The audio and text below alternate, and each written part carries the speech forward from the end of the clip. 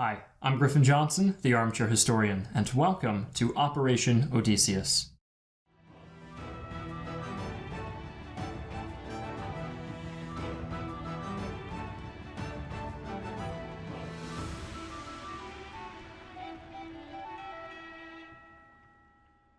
This video is sponsored by War Thunder. More on that later. Today's video will cover one of the most striking revolutions in naval warfare, the introduction of the Ironclad.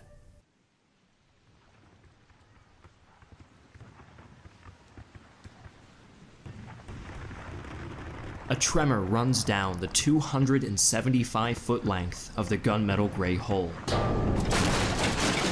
The CSS Virginia has just rammed into the US Navy's Cumberland, gouging its starboard side and sinking it almost immediately. The order is then given for the gun battery to open fire upon another Union frigate, the USS Congress. The heavy shells fired by the Virginia's 10 guns strike the enemy vessel's magazine, and the entire ship erupts in a fiery explosion. By this point in history, the maritime hegemony of wooden ships is over. But why and how did this pivotal transition take place? In order to fully appreciate just how revolutionary the Ironclad was, we must examine the nature of maritime combat as it existed before the invention of the Ironclad. Wood has been the primary shipbuilding material for most of recorded history, but why? Well, for one, lumber is often readily available in regions near large bodies of water, which allowed nearly all coastal settlements easy access. Not only that, but wood naturally floats, is easy to shape using simple tools, and yet is impressively sturdy.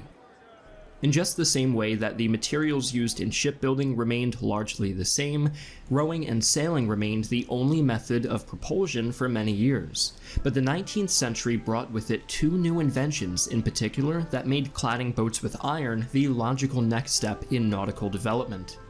The first is the development of more devastating projectile weapons. Since reasonably thick-hulled wooden ships were sturdy enough to stand up to some fire from heavy cannons that dominated the seas, victory was often achieved by ships that could fire the most shots in short succession. The fierce competition gave rise to ships with multiple gun decks that would compete to turn each other into Swiss cheese as quickly as possible. So it's clear to see that by the time explosive shells were introduced, wooden armoring quickly became obsolete.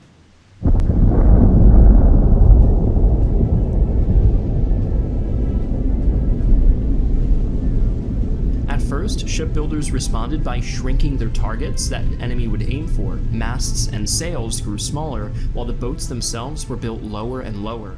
The second innovation was the invention of the steam engine and its large-scale adoption as a power source for ships.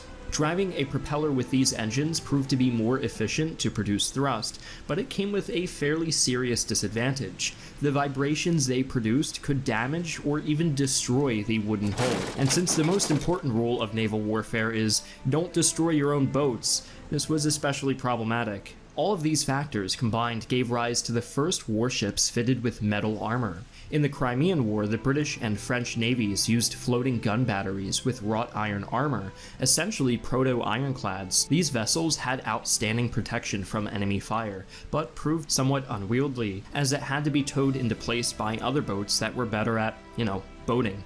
Further improvements followed swiftly, and not long after, European navies experimented with fitting iron plates over existing wooden vessels. The French, who hoped to compete with the larger British Navy, launched the first of these ironclads in 1860. The British promptly began construction of their own ironclads, followed by nearly every European nation that had a navy.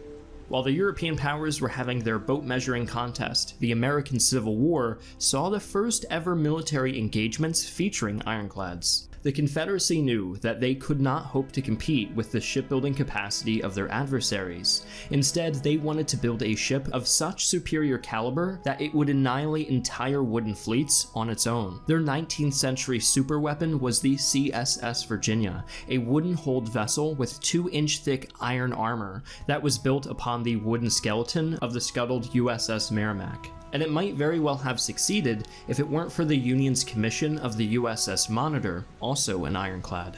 In the months and years that followed the first engagement between the Virginia and the Monitor, the naval arms race was on yet again.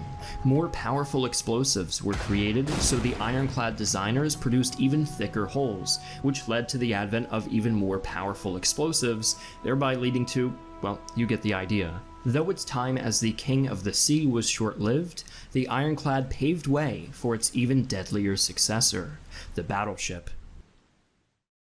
Now, a word from our sponsor, War Thunder. War Thunder is a realistic vehicle combat game that is free to download on PlayStation 4, Xbox One, and PC. You can battle alongside millions of other players with thousands of meticulously reproduced, historically accurate tanks, aircraft, and ships from World War II all the way up to the 1990s. They've recently added more than 120 historical ships, and new additions are made frequently. If you use my link in the description below, you can register and receive a free premium tank or aircraft, and 3 days of premium account time. Start playing today and you can join the action in massive online battles on land, air, or at sea.